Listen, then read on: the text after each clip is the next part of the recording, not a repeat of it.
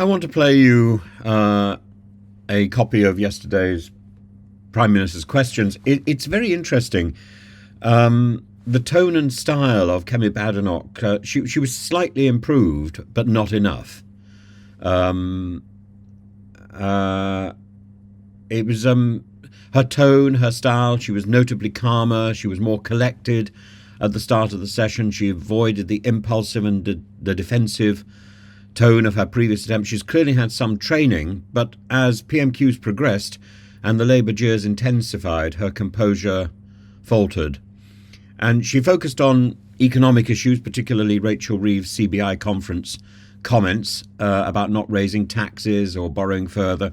And by pressing Starmer on whether he would make the same commitment, Badenoch aimed to highlight potential inconsistencies in Labour's fiscal policy.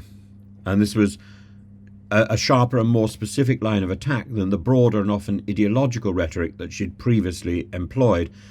But there were missed opportunities because she doesn't listen and she doesn't seem to do the hard work which is necessary to be able to respond, to be able to spin on a dime, as the Americans would say, and spin on a sixpence, I think, is what British taxes were at one point able to do.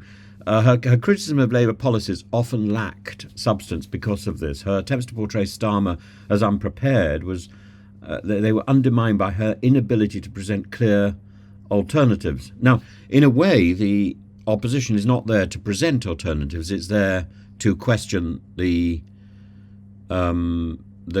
government. But it gave Starmer room to pivot and highlight the lack of Conservative Party coherence. His line about 3 weeks and so many unfunded spending commitments was brilliant. And while her McVitters and bandwagon remarks and about ginger nuts were light-hearted attempts at humour, they didn't land effectively. She didn't get a laugh. She didn't get a rousing cheer from her own side. It underscores her failure to blend wit with gravitas. And the other thing, she talked about the farmers coming out with the tractors, but the problem is she doesn't think of history. She doesn't think of the reality. The farmers were last out in Parliament Square. I was there in 2020 when they were protesting about Boris Johnson and about the trade deals.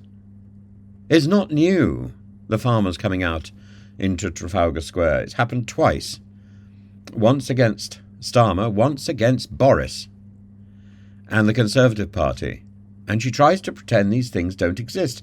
And the trade deals and her concerns. The problem is, as Starmer points out, she is partly, and the Conservatives are partly to blame for the problems that we've got. This is not a binary choice. Conservatives or Labour, both have contributed to the mess that we are in. And unless we recognise that, we're in a sort of nonsense scenario. Let's have a look at what at how she gets on, and then I'll interrupt. We now come to Prime Minister's questions. Daisy Cooper. Question number 1, Mr. Speaker. Prime Minister. Thank you, Mr. Speaker. I know the sympathies of everyone in this House will be with those affected by the devastating flooding that we've seen recently. And our thanks goes to all those working tirelessly to support the affected communities. Mr. Speaker, we've committed £2.4 billion over the next 2 years to build, maintain and repair vital defences to protect more communities from the awful impact of the flooding. Mr. Speaker, the ceasefire announced in Lebanon is long overdue, but demonstrates that diplomacy can succeed even in the most challenging of circumstances. We must seize this opportunity to build trust, de-escalate tensions and push for a wider ceasefire. Mr. Speaker, this morning I had meetings with ministerial colleagues and others. In addition to my duties in this House, I shall have further such meetings later today. Daisy Cooper. Thank you, Mr. Speaker. May I associate myself with those remarks of those of the Prime Minister? West Hertfordshire Hospital Trust has eliminated 65-week waits, and they have now met all 3 national cancer standards. These remarkable achievements by the staff are happening despite the fact that they are working in terrible buildings that are life expired and crumbling. If the government is looking for a project that is high-performing and shovel-ready, this is it. So will the Prime Minister give our trust the green light to build a new hospital without any further delay? I thank her for raising the issue and obviously of importance to her constituents and beyond. Look, the new hospital programme that we inherited was a failure of the previous government. We are committed to delivering. We're reviewing to make sure we can deliver. The Health Secretary set out further details, but I'm very happy for her to have a meeting with the relevant minister if she wants to follow up on the specifics. Thank you. Chris Curtis. Thank you, Mr. Speaker. Residents in Red House Park in my constituency are suffering from soaring management fees and poor service from their leaseholder management company. Recent BBC reporting has once again demonstrated the consequences of the outdated and feudal leasehold system. All of them are frustrated by the broken promises of the previous government, so will the Prime Minister reassure them that this government will introduce legislation as soon as possible to resolve the leaseholder and leaseholder crisis? Mr. Speaker, yes, we will do so. I agree that the last government totally failed to tackle the unfairness of the leasehold system. We will provide homeowners with more powers, protection and greater rights by bringing that legislation forward. Thank you. Leader of the Opposition, Kemi Bello. Thank you, Mr. Speaker. At the CBI conference on Monday, the Chancellor said, and I quote, "I'm clear, I'm not coming back with more borrowing or more taxes." I know that telling the truth to this House is important to the Prime Minister. So will he repeat his Chancellor's pledge now? Mr. Speaker, we set out our position at the budget that was just set out. We're fixing the foundations. We're dealing with the £22 billion black hole that they left. I'm not going to write the next 5 years of budgets here at this dispatch box. But, Mr. Speaker, we said we wouldn't hit the pay slips of working people. We passed the budget, we invest in the future, and we kept that promise. Mr. Speaker, he's not fixing any foundations, he's making everything worse. The whole House would have heard him refuse to repeat the Chancellor's pledge, a pledge as worthless as the manifesto promises that he's talking about. If he is fixing foundations, why is it that the PMI index shows that business confidence has crashed since the budget? Mr. Speaker, we're fixing the foundation. We've got record investment into this country. But she talks about tax rises. Mr. Speaker, 2 weeks ago, she stood there and said that she wanted all the investment, all the benefits of the budget, but she didn't know how she was going to pay for it. I noticed that, having come here criticising the national insurance rises over and over again, on Monday she admitted that she wouldn't reverse the position that we set out. Meanwhile, her science minister was saying he was going energetically to do the opposite. They really haven't got a clue what they're doing. Mr. Speaker, if he wants to know what Conservatives would do, he should resign and find out. Until then...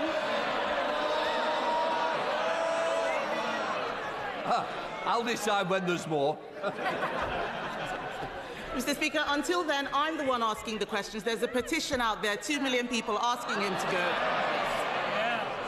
He's the one who doesn't know.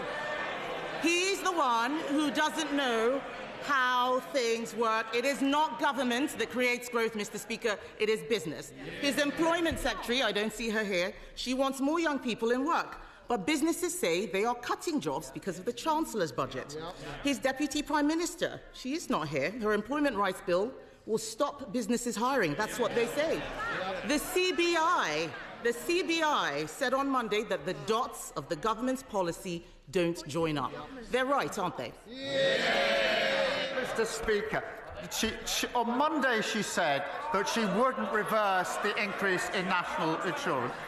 Yesterday, on their legacy legislation, their predecessor, they couldn't decide what their position was. Today, They've launched a policy commission asking other people to give them some ideas for government.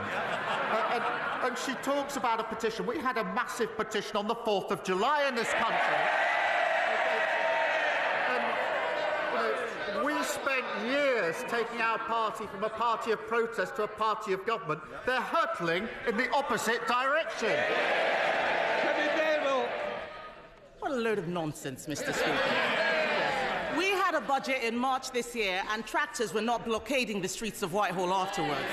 So let me give him another example of a real business. Following his budget, the head of McVitie's has said that it has been harder to understand what the case for investment in the UK is. So while the Prime Minister has been hobnobbing in Brazil, businesses have been struggling to digest his budget. Isn't it the case, Mr. Speaker, that the Employment Rights Bill shows that it is not only the ginger nut that is causing him problems? I was attending the G20. I suspect on their current trajectory, they don't know whether they'd attend the G20 or not. Maybe the Policy Commission will come up with an answer on that one. But we've had record investment from overseas into this country. And she keeps carping from the sidelines. She says at this dispatch book, she wants all the benefits of the budget, all the investment, but she doesn't want to pay for any of it. Mr. Speaker, she's racked up £6.7 billion of unfunded commitments in just 3 weeks as leader of the opposition. So once it comes to the economy, we're the ones growing the economy. Mr. Speaker, the investment he's taking credit for was our work. I was business secretary. We negotiated those deals that he announced. But the bottom line is that in all that he has said, he doesn't seem to care about the young people who will lose their jobs as a result of his budget. Perhaps he can show more concern for the 1,100 people who found out yesterday that they could lose their jobs at Vauxhall's plant in Luton. So while he flies around making unilateral commitments, back home, the real-world effects are businesses closing in Bedfordshire and Basildon. Does the Prime Minister stand by his promise to ban the sale of petrol cars by 2030, even if more jobs will be lost? Prime Minister. Mr. Speaker, I wouldn't normally invite a heckle, but that one was accurate. Mr. Speaker, the question of the position of jobs in Luton is a very serious one, and families and workers will be very worried, and we are obviously engaging with them. I would remind the Leader of the Opposition that the EV mandates that are an issue in this particular case were actually introduced by the last government.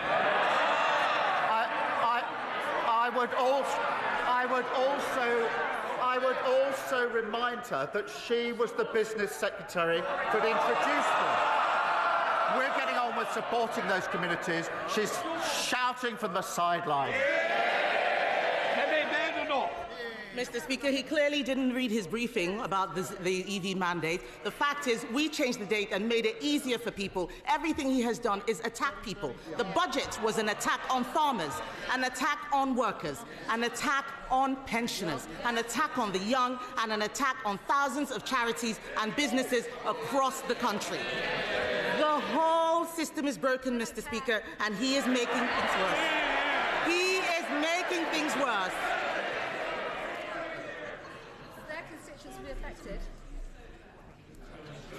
Mr. Speaker, he is making things worse. Everyone is unhappy. Isn't it a good thing that the Chancellor is an expert at customer complaints? Mr. Speaker, I think she's just read out the charge sheet against the last government. Everything is broken. And they come here every week with absolutely nothing to offer except complaints. Nothing constructive, no new ideas. They don't know what they're doing from one day to the next. Living in this fantasy world that everything was fine, apparently, for 14 years. Well, the country's fed up with those fantasies. They've got rid of those fantasies. We're going to take the hard decisions. They're jumping on every bandwagon that's passing. We're taking the country forward. Imran Hussain. Thank you, Mr. Speaker. As we enter the last week of Islamophobia Awareness Month, the Prime Minister will know that this year has been an extraordinarily difficult for British Muslims on the receiving end of society's most deplorable attitudes. considered easy prey for the far right and scapegoated by politicians endorsing institutional Islamophobia.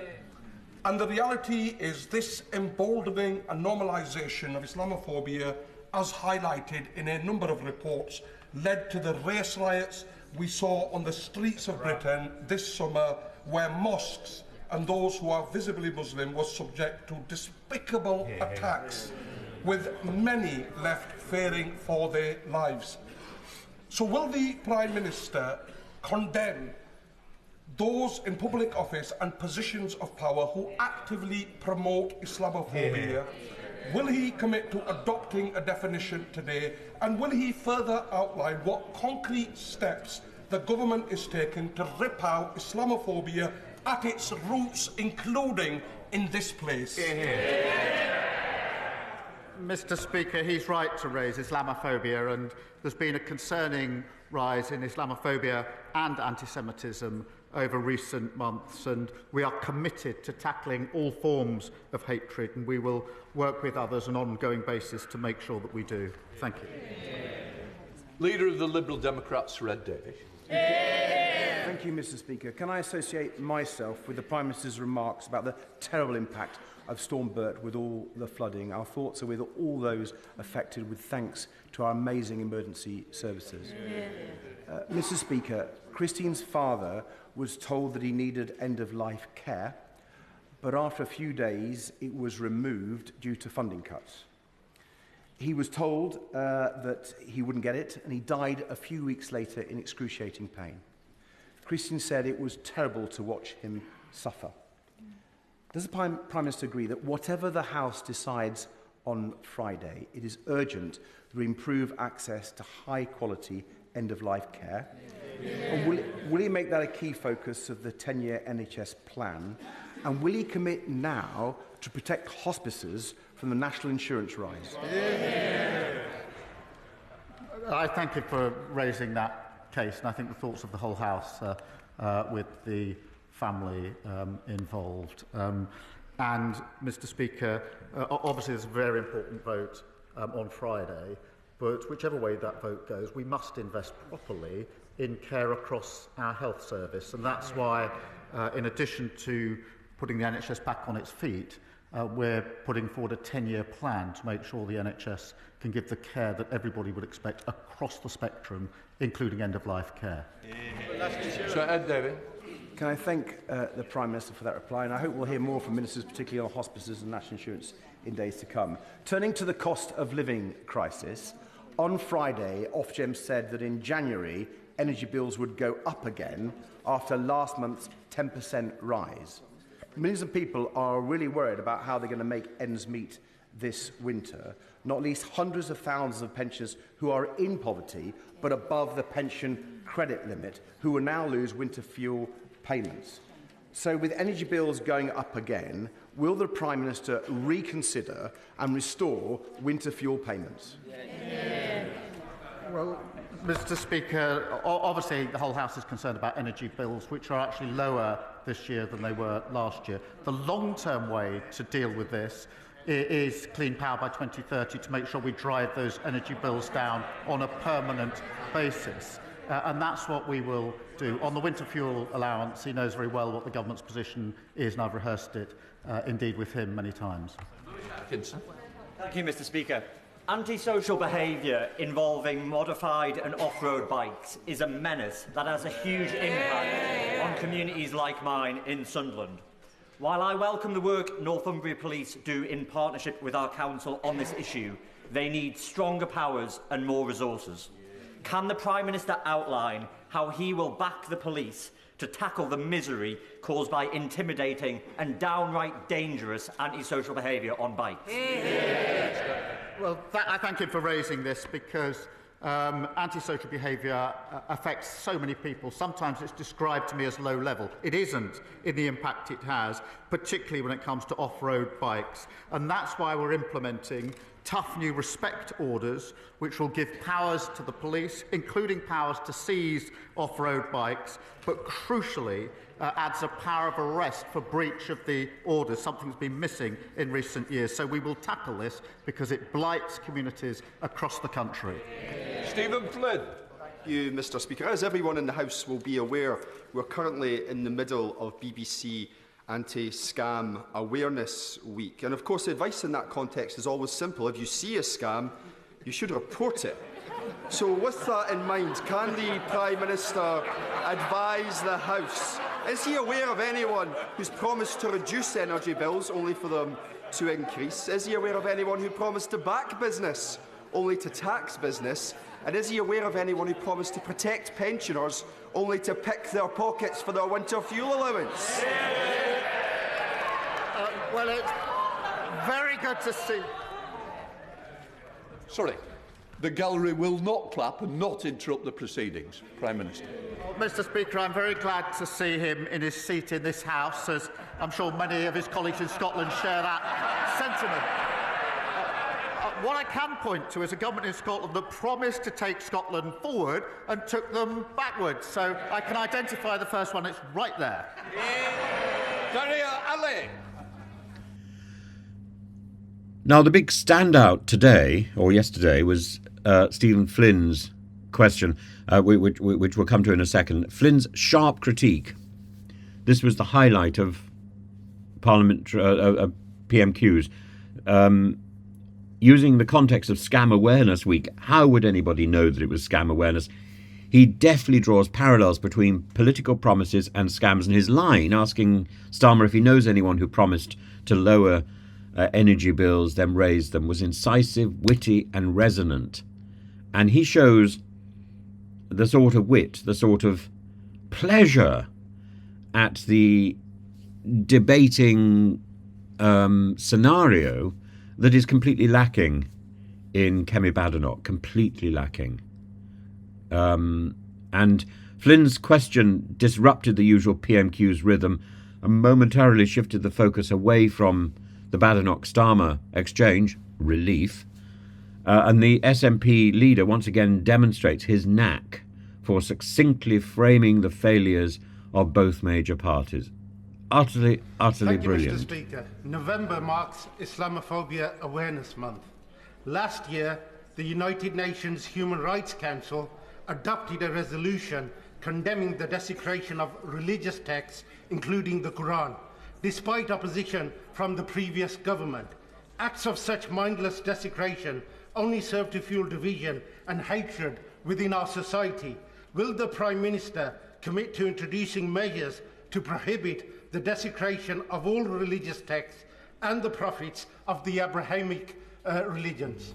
I think Tahir's Ali's question is very interesting because we do need to revisit Britain's blasphemy laws and balance free speech and religious harmony in a diverse society. The debate about these laws in the UK has resurfaced recently, and Ali's concerns about the desecration of religious texts and the mocking of the prophets of the Abrahamic faiths. His proposal, which is rooted in the need to combat Islamophobia and other forms of religious hatred, raises significant concerns about the freedom of expression and the foundational principles of diversity. And blasphemy laws in England and Wales were abolished in 2008, making a progressive step towards protecting free speech. Scotland followed suit in 2021.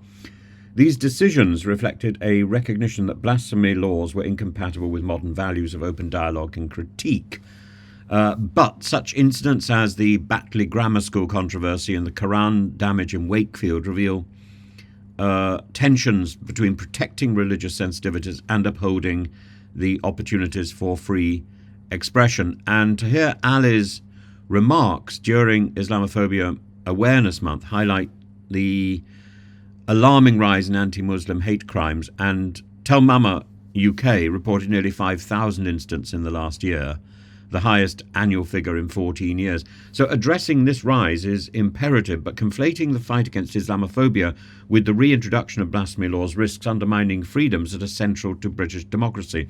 And Keir Starmer's response, condemning the desecration without ruling out legislative measures, has, of course, provoked a backlash from free speech advocates and political figures such as David Davis and Kemi Badenoch, and critics argue that any form of blasphemy law could stifle legitimate criticism of religion, setting a dangerous precedent for censorship. But rather than reintroducing blasphemy laws, the UK should consider alternative approaches that reflect its pluralist ethos. Education initiatives promoting interfaith understanding, a better use and better teaching of religion in schools, more robust hate crime legislation, clearer definitions of anti-Muslim and anti-Christian and anti-Jewish hatred can address discrimination without compromising free speech. Emulating successful models from other democracies, such as Canada's focus on hate speech rather than blasphemy, might strike a better balance between protecting religious communities and preserving open discourse.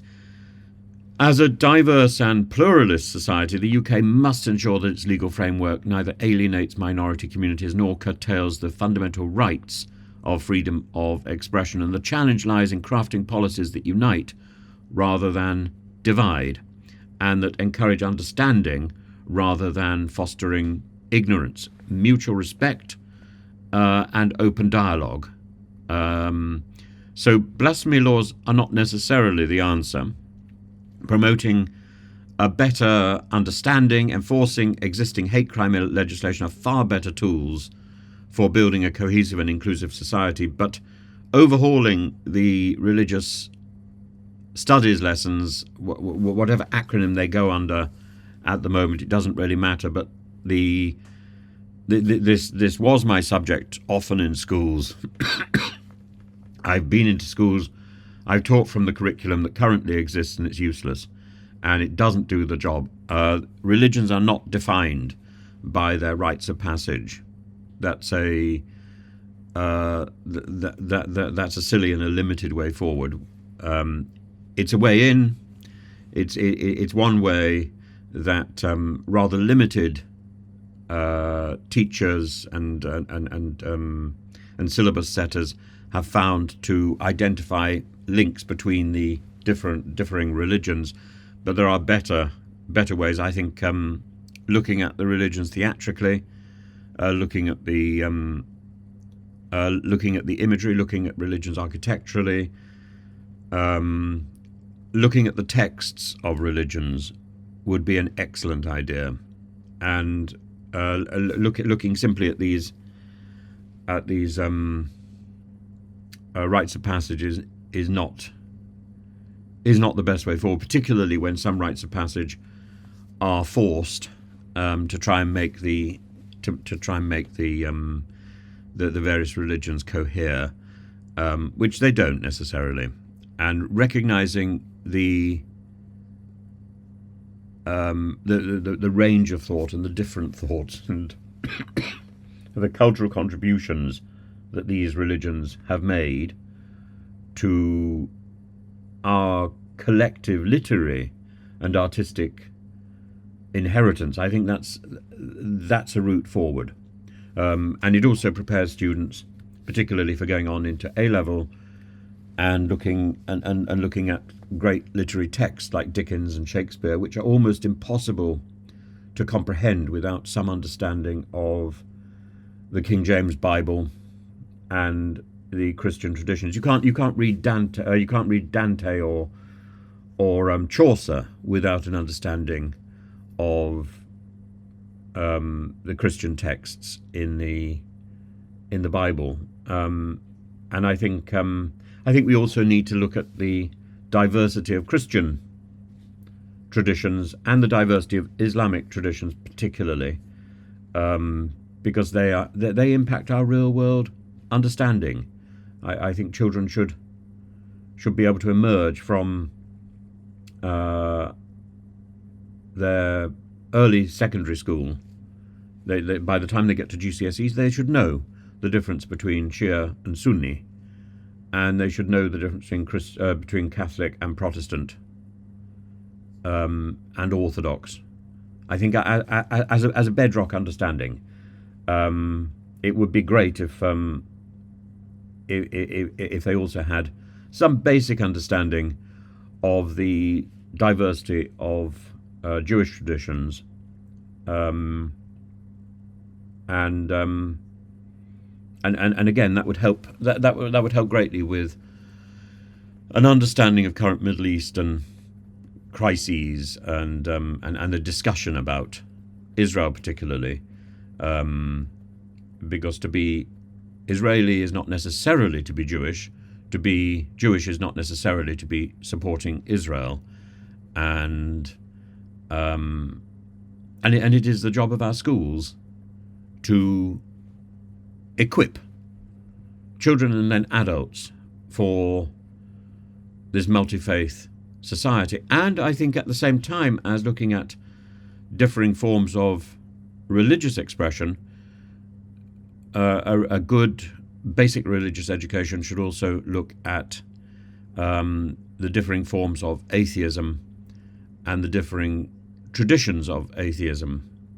And without this, we cannot understand. We are constantly on the back foot, and we should be equipping children to have respect for those who have differing traditions to their own. Can I agree with him that desecration is awful and I think should be condemned across the House? We are, as I said before, Mr. Speaker, committed to tackling all forms of hatred and division, including, of course, Islamophobia in all of its forms. Thank you. Thank you, Mr. Speaker. Sarah and her family have farmed beef and cattle in my Gordon and Buchan constituency for over 70 years, and they'd always planned for her sister to continue the family legacy. Earlier this year, Sarah's mother died very suddenly and unexpectedly, and she was just 58. Sarah said to me that despite already having a tragic year, it was made even worse after the budget, saying that changes to agricultural property relief has hit us hard when we're already struggling with bereavement and trying to cope with losing mum. What would the Prime Minister say to Sarah and her family on what has been the most difficult year of their lives, in light as well of the family farm tax? Prime Minister. Mr. Speaker, I'm grateful to her for raising the case and the awful bereavement. And if she would kindly send me the details of the case, then I'll certainly have a look at it. In relation to farming more broadly, as she knows, £5 billion was set aside in the budget over the next 2 years as an investment in farming. That's the biggest amount that's ever been set aside. I hear the chuntering, but they actually failed to spend the last farming budget by £300 million. On the question of inheritance and family farms, obviously it's important to bear in mind in a typical case, which is parents passing to a child, the threshold is £3 million, and that is why, as she knows, the vast majority of farms will be totally unaffected. Neil Coyle. Thank you, Mr. Speaker. Southwark faces a significant challenge of antisocial behaviour, but fewer police today than in 2010 due to Tory cuts in coalition with the Lib Dems. As the Prime Minister fixes the postcode lottery in law and order, will he consider the request from Southwark Police, Southwark Council and myself for our community to be a pilot test area for the new respect orders to address this serious problem? Well, I'm grateful for him for raising this because public has been badly eroded under the last government, and we will drive that up with a major programme of reform. That includes recruiting 13,000 more police into neighbourhood policing and the tough new respect orders, coupled with the power to arrest for breach of the order. Rupert Bell. Thank you, Mr. Speaker. I sincerely hope that all of us in this House agree that good government is transparent government. In response to my written question on publishing the number of foreign nationals receiving universal credit, I was informed by a Department of Work and Pensions Minister that the feasibility of developing suitable official statistics was being examined. Will the Prime Minister today commit to using his good offices to publish this data transparently? Well, I'm grateful to him for raising this, and I know there's been an exchange on it, and as soon as I've got an update for him, I will provide that for him so that he's got it. Thank you. Waverley. Thank you, Mr. Speaker. Within weeks of a Labour government, the government delivered for the mine workers in the mine workers pension scheme. It was so well received and it was justice done. However, is it not time to seek the truth with regards to the policing during the miners' strike? And would the Prime Minister commit to an early and full inquiry into the policing during the miners' strike, something which this lot denied for generations? Well, I'm grateful for him for raising this. That question of the mine workers' pension scheme reversed a historic injustice, and I was so pleased we're able to do that in the budget. In relation to the miners' strike, as I think he knows, I've met some of the Orgreave campaigners and listened very carefully to what they say. They are entitled to the truth, and we're thinking carefully about what the next step should be in order to deliver that for them. Portugal. Thank you, Mr. Speaker. Next month marks 2 years since the death of Cody Fisher, a young man from my constituency of Stratford-on-Avon. Cody was a talented footballer with a bright future whose life was tragically cut short when he was stabbed in a nightclub in Birmingham. His mother, Tracy, has been campaigning tirelessly in his memory for legislation which would require venues to wear bleed kits and metal detectors. In the light of the government's commitment to tackling knife crime, will the Prime Minister meet with Tracy and me to discuss these vital proposals to better protect young people like Cody from the devastating impact of knife crime? Prime Minister. Well, I thank the honourable member for raising the tragic case and pay tribute to Tracy for her campaigning. I've met a number of families on this issue of bleed kits, so I know firsthand just how important it is. We are taking measures in relation to knife crime, which includes banning the sale of online knives, making them less available, of course, to take young people out of offending where we can, and real penalties. But I am happy to look at bleed kits, and I will make sure that she gets a meeting with the relevant minister to hear more of what we're doing, but also to make her case. Rachel Hopkins. Mr. Speaker, and I refer to my register of interests. The proposed closure of Luton's Vauxhall van plant by Stellantis is devastating news for our town. Over 1,000 jobs at risk and the future prosperity of our town threatened. So can the Prime Minister assure me there will be cross-departmental response to support the automotive sector, but importantly, good skilled jobs in Luton? Yes, I will, and I know and thank her for raising this, because it is a difficult and uncertain time for workers in Luton and her constituents and their families. And that's why we're working with the industry. There will in fact be a statement later on today, Mr. Speaker, about this. It's important we do whatever we can to support these communities. Harriet Baldwin. Thank you, Mr. Speaker. Tenbury Wells was flooded again with Storm Bert last weekend, the second time the town has been flooded this year, and it's a town where it's only a case of when, not if, it will flood again. And the situation is made even more devastating for residents because there is a fully developed flood defence plan that is partly funded for the town. And the budget carried forward £2.4 billion for flood defences. Can the Prime Minister commit to be able to use his offices to finally get this scheme built and to fix the foundations of Tenbury Wells? Well, I'm grateful to her for raising this, which is an awful situation for her constituents. We all know how devastating flooding is, the initial damage that it caused, but then the ongoing damage, including problems then of insurance, etc., that then prevail for many, many years. We are committed to tackling this. That's why we set aside the money that we did in the budget, and I'll happily arrange for her to have a meeting with the relevant minister to look at the particular details of her case. But I thank her for raising it, because I do know for her constituents it's such an important issue. Smith. Thank you, Mr. Speaker. Last weekend in Cwmteleiri, torrential rain caused a landslip. slurry, even boulders poured down streets. People were afraid. The Chancellor just agreed a welcome £25 million for coal tip motorways in Wales. Given the impact of extreme weather events, will the Prime Minister continue to prioritise coal tips to keep our communities safe? Yes, I will, and I know how much of a concern it is to his constituents. Indeed, we went together to meet some of those constituents last time there was terrible flooding, but that commitment to the £25 million in relation to coal tips is very important. And what I would say on flooding, we've now had two questions on this. If other members of the House do have individual issues they're not able to raise here, if they get in touch with myself or my office, I'll make sure that they get whatever they need in support of their constituents. Brendan O'Hara. Thank you, Mr Speaker, and of course we too welcome the ceasefire in Lebanon.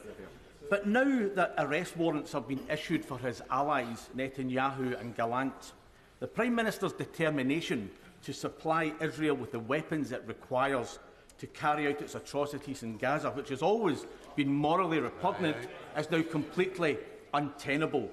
But what these warrants do is present him with a perfectly valid legal avenue by which he can end the UK's complicity in this slaughter. So will he do that, or will the Prime Minister continue to choose to licence F-35 components to a regime which is now led by a man wanted for war crimes and crimes against humanity? We've set out our position under the current law, as he well knows.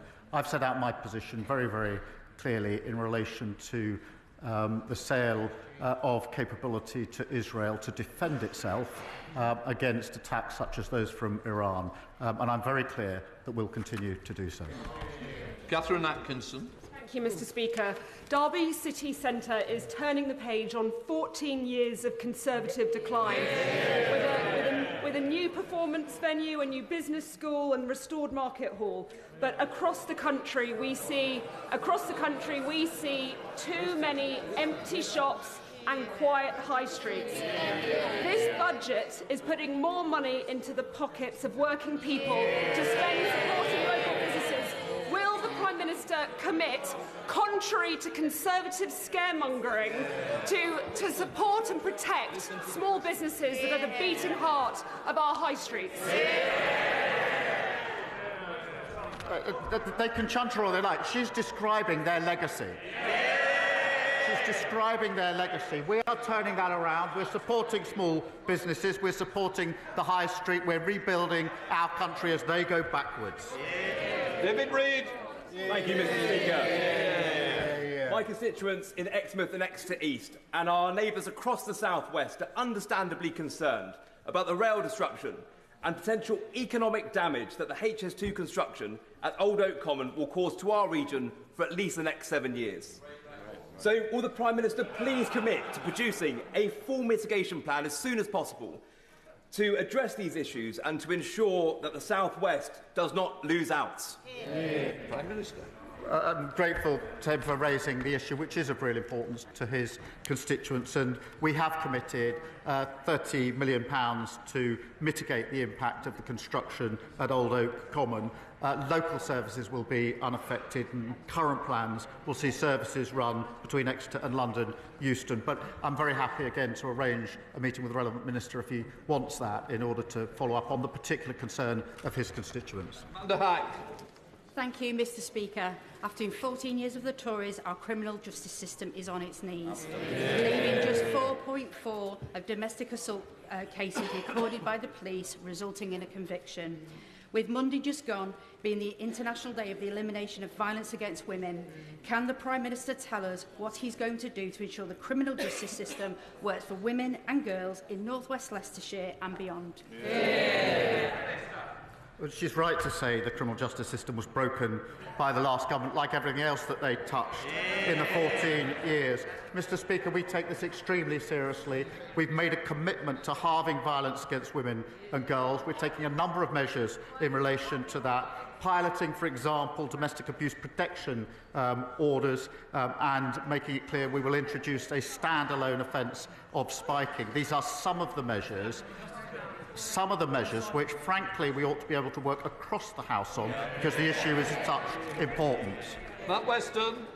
Thank you, Mr. Speaker. Ukraine faces a hell of a battle on its eastern front with Russia, but on the home front, the challenge is just as great.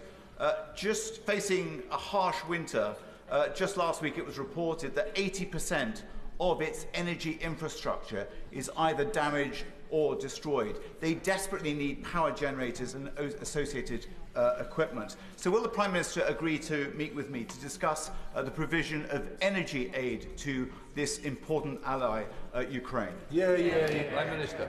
Mr. Speaker, we have provided support. This is a very serious issue, £370 million of support to the energy sector in Ukraine, which is being targeted by the Russian strikes. I will ensure that he gets a meeting with the relevant minister, and I'm pleased that on this issue there is unity across the House in our defence of Ukraine in the face of Russia's aggression.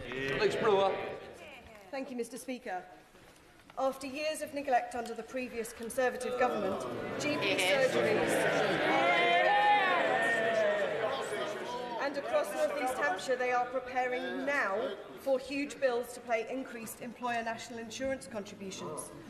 Heart Health Partnership in Fleet estimates this will cost them 3 nursing salaries and have already reduced staff hours by 50 per week with more cuts in January. Can the Prime Minister please tell GPs in my constituency which patient services they should cut in order to pay the bills?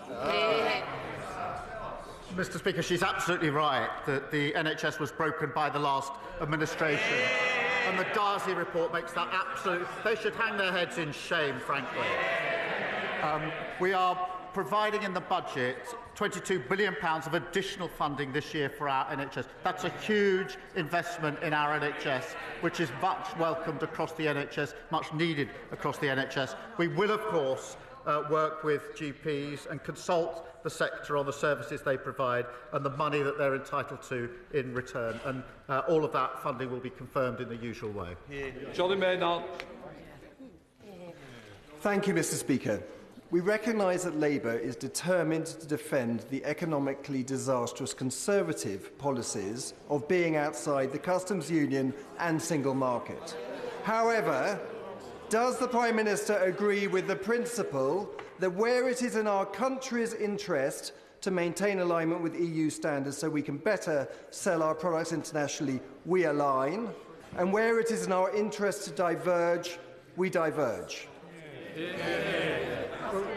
I certainly agree that the deal we got under the last government is not the best deal that we can get, and that's why we're determined to reset the relationship which we have already begun. Obviously, there'll be no return to freedom of movement, the customs union or the single market. But beyond that, we can increase, I think, and improve the situation, whether it comes to trading, to security and other cooperation. And we're actively working on that. Final question, Frank McNally. Very much, Mr. Speaker. Following a major fire at the Tradeby depot in my constituency in 2021, Scotland's clinical waste was forced to be transported to England due to a complete lack of forward planning. Tradeby was only appointed after the previous contractor collapsed, leaving human remains languishing in a warehouse. And it's now been revealed that the Spanish company was bailed out with £5.4 million of taxpayers' money. Does the Prime Minister agree with me that the SNP government has consistently failed to get a grip of clinical waste disposal and must act appropriately to protect the public purse and ensure public safety? Well, I do agree with that, and it's not. It's the rule rather than exception when it comes to the SNP government. And the challenge for them now is they've got the powers to act. They've now been given the money to act. They've run out of excuses. That completes Prime Minister's So, question. if we reflect back, this was perhaps predictably dull, because there's the shadow of this petition is hanging over everything. Badenoch gets one mention of it, but it's not. It doesn't strike any blows because of this problem of the 22 billion black hole, which he hasn't addressed. And Starmer could rely on the familiar lines about fixing the foundations, addressing the 22 billion black hole, And while these points were valid, they felt rehearsed and risked coming across as evasive when pressed on specifics like tax and spending pledges. But these are the fixing the foundations, addressing the 22 billion black hole. It's become routine, and it's possibly too late to challenge any of that. Starmer effectively countered Badenoch's attacks by highlighting her recent role as business secretary, particularly when discussing the Vauxhall Luton factory closure. His quip that Badenoch was reading out the charge sheet against her own party was a brilliant comeback. But his reluctance to engage directly with some of Badenoch's economic traps, such as the future tax pledges, gave her room to argue that Labour lacks clarity, which it does. And her reference to McVitie's digesting the budget and the ginger nut comment was an attempt to add levity, but it failed to deliver any knockout punch because it was delivered with the comic timing of a duck. In the context of PMQs, where humour can be a powerful tool, as William Hague demonstrated in the past, her attempt was leaden. Starmer's refusal to rule out future tax increases may be strategically prudent, but it leaves Labour vulnerable to accusations of unpredictability, particularly when Rachel Reeves has said there will be no future tax increases. He needs to sharpen his defence against these attacks, and Badenoch's focus on attacks on farmers, workers and pensioners suggests an attempt to frame Labour's policies as targeting non-Labour voters. However, this narrative is undermined by the Conservatives' own legacy of austerity and economic mismanagement, so it doesn't work. And when she references farmers coming out on the streets, again, as I said, they did so against Boris Johnson too. And while Badenoch improved, she still appears reactive. She lacks gravitas, she lacks wit to dominate PMQs. Flynn's performance shows what a master can do at this theatrical sort of political theatre, and Starmer's steadiness left her overshadowed. Today's session marked a small improvement in Badenoch, but it fell short of anything decisive or transformative or effective. She is as efficacious as a popped balloon. It is, at a party. It's a wet rag to a bull, and Starmer remains the dominant figure at the dispatch box as a toned-down performance, while Flynn's questions showcase the potential for smaller parties to make significant contributions when the two larger parties are led by such theatrical dromedaries.